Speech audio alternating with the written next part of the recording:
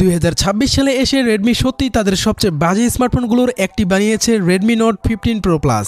আর এখন বলছি কেন। প্রথমত কথা, এই ফোনটার দাম রাখা হয়েছে 40,000 টাকার উপরে। এই দামে আপনি পাচ্ছেন স্ন্যাপড্রাগন 7 Gen 4 প্রসেসর। এখানেই শেষ না, এত দামে এসে রেডমি দিয়েছে LPDDR4 Extreme আর UFS 2.2 স্টোরেজ, যেগুলো আমরা সাধারণত 25,000 টাকার নিচের ফোনগুলোতে দেখে থাকি। এবার ক্যামেরার কথায় আসি। এখানে আছে 200 মেগাপিক্সেল মেইন সেন্সর, সাথে 8 মেগাপিক্সেল আলট্রা ওয়াইড আর 32 মেগাপিক্সেল সেলফি ক্যামেরা। কিন্তু এখানে কোনো টেলিফোটো সেন্সর নেই। শুধু মেগাপিক্সেলের সংখ্যা দেখেই ফোন কিনবেন না। মেইন ক্যামেরা থেকে তোলা ছবি মোটামুটি ভালো আসে, এটা মানতেই হবে। কিন্তু এই দামে এসে ফোনটি শুধু মেইন সেন্সর থেকেই 4K 30 fps ভিডিও রেকর্ড করতে পারে। সেলফি ক্যামেরা থেকে 4K ভিডিও রেকর্ড করা যায় না, যেখানে আজকাল 25,000 টাকার ফোনেও এই সুবিধা থাকে। আরো হতাশাজনক বিষয় হলো 2026 সালে এসেও এই ফোনটি এসেছে অ্যান্ড্রয়েড 15 নিয়ে। তার উপর আছে 20টিরও বেশি প্রি ইনস্টল অ্যাপস আর প্রচুর অ্যাডস। সব মিলিয়ে বললে এই দামে এই ফোনটা একদমই ভালো ডিল নয়। টাকার তুলনায় পারফরমেন্স খুবই দুর্বল। তাই এই ভিডিওটা আপনার বন্ধু ও পরিবারের সদস্যদের সাথে শেয়ার করুন, যাতে তারা ভুল ফোন না কিনে ফেলে। আর এই ধরনের অথেন্টিক রিভিউ পেতে ভিডিওতে লাইক এন্ড চ্যানেলটি সাবস্ক্রাইব করে ফেলুন।